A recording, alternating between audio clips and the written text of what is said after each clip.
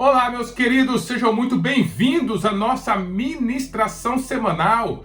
Que bênção o Senhor nos concede de mais uma vez nós estarmos juntos para aprender dele, que é humilde e manso de coração, para nos ensinar, queridos. E nós estamos dentro da nossa série do mês de outubro, Aprendendo com Esther, aproveitando que o mês de outubro tem tudo a ver com a mulher, né, meus queridos? Então nós estamos aprendendo com essa grande serva de Deus que deixou-nos um legado, um exemplo de como nós sermos vitoriosos, de como nós vencermos os obstáculos da vida que parece que vem para acabar conosco. Uma pessoa que nos deixou também um exemplo de coragem, de fé, uma pessoa que nos deixou, queridos, um exemplo de gentileza, de simplicidade. Quantas coisas nós podemos aprender com Esther e também com outro protagonista muito importante, Mardoqueu ou Mordecai, né? Na semana passada nós aprendemos um pouquinho com ele,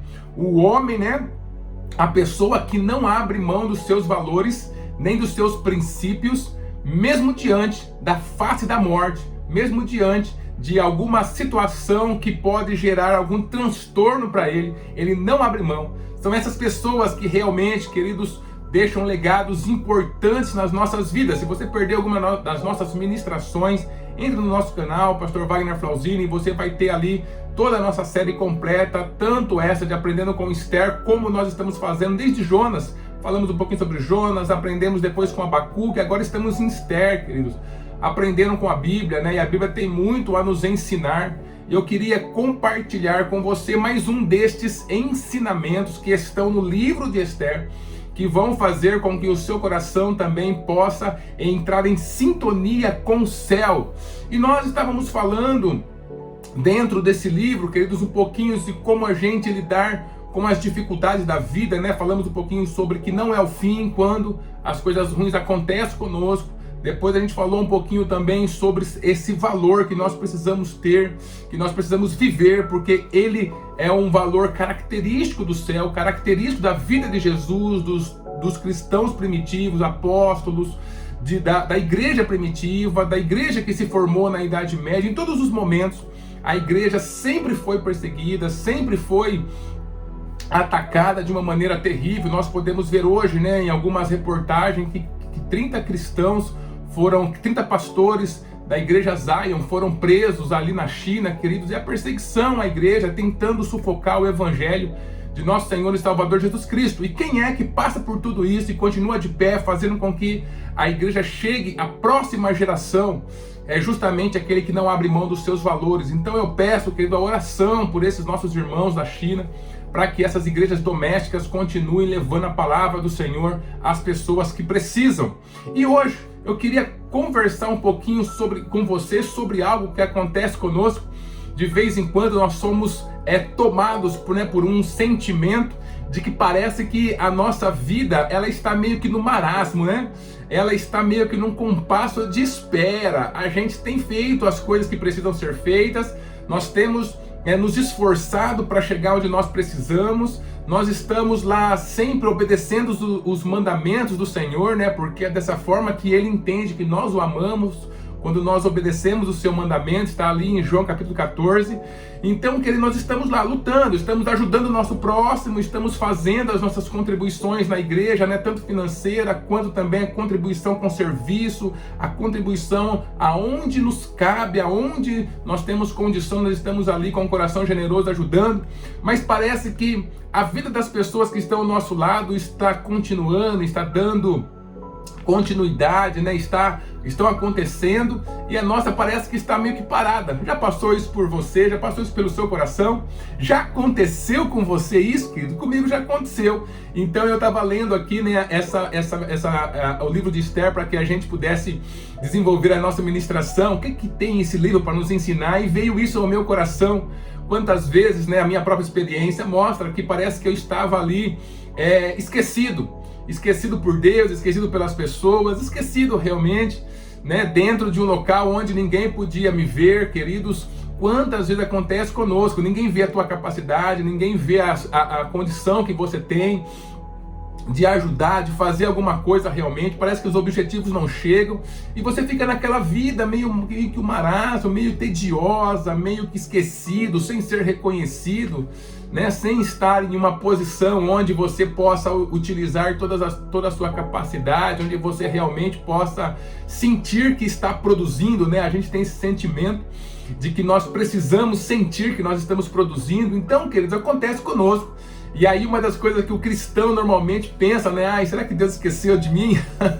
Como se fosse possível. Deus não esquece de nada do que Ele criou, querido, muito menos da coroa da sua criação. Ele jamais esquece. Mas acontece que os processos da vida estão aí, né? E aí estava lendo essa palavra e eu me lembrei de Asaf. Não sei se você lembra, Asaf foi um dos salmistas, né? Que naquele tempo de Davi, ele também escreveu alguns versos ali em Salmo, e ele escreve o número 73.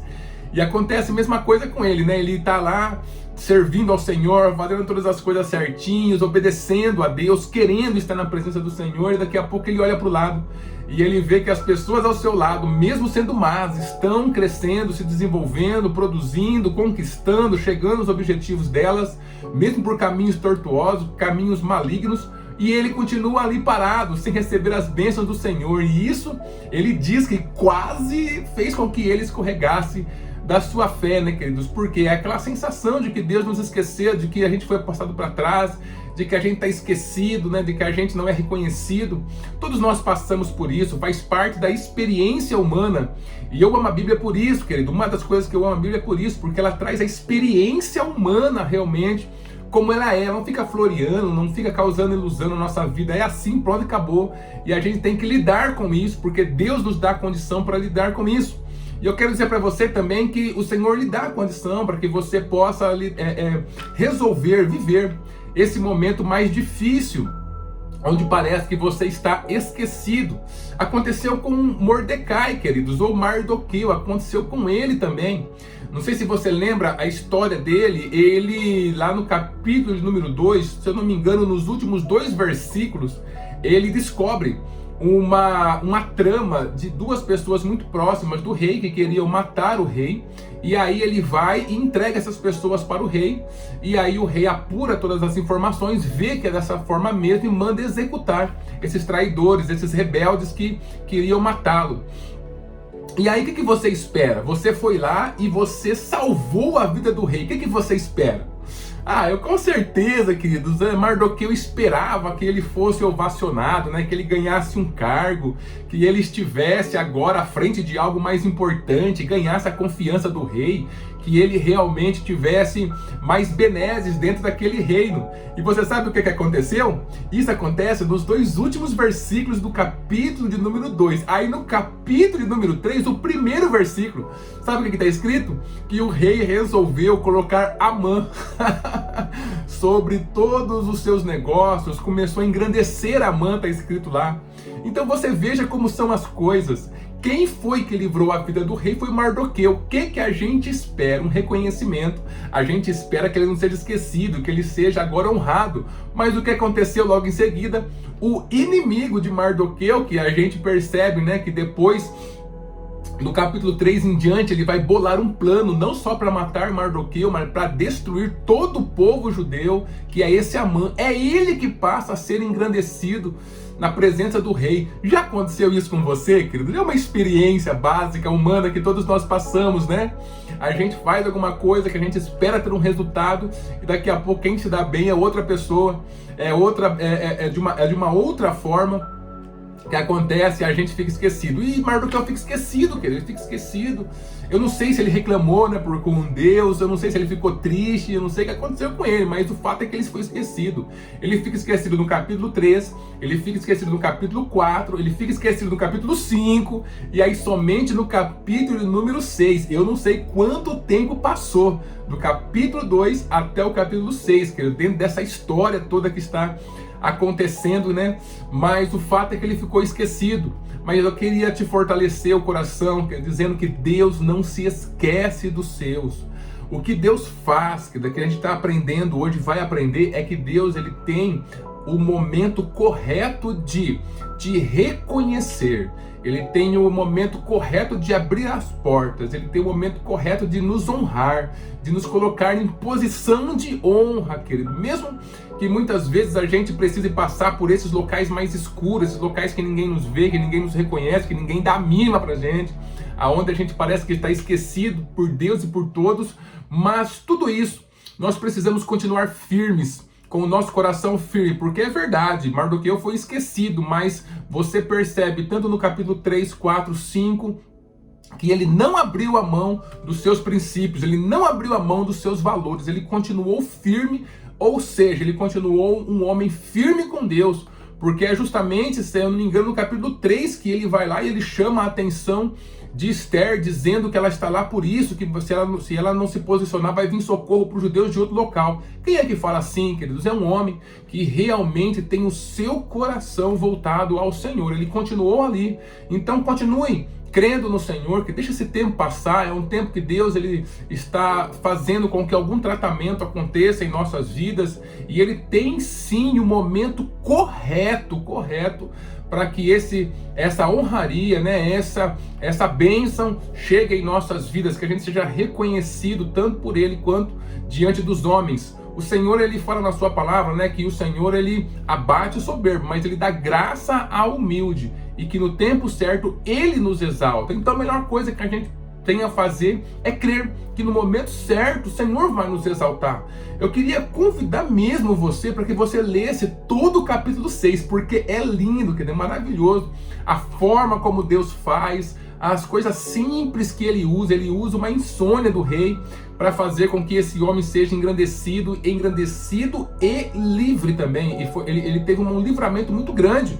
Olha o que está escrito aqui em Esther, capítulo 6, e o versículo 10. Vou ler um versículo, mas você leia tudo, porque é muito importante. Então disse o rei a Amã: apressa-te, toma a veste, o cavalo, como disseste, e faze assim para com o judeu Mardoqueu, que está assentado à porta do rei, e coisa nenhuma omitas de tudo quanto disseste.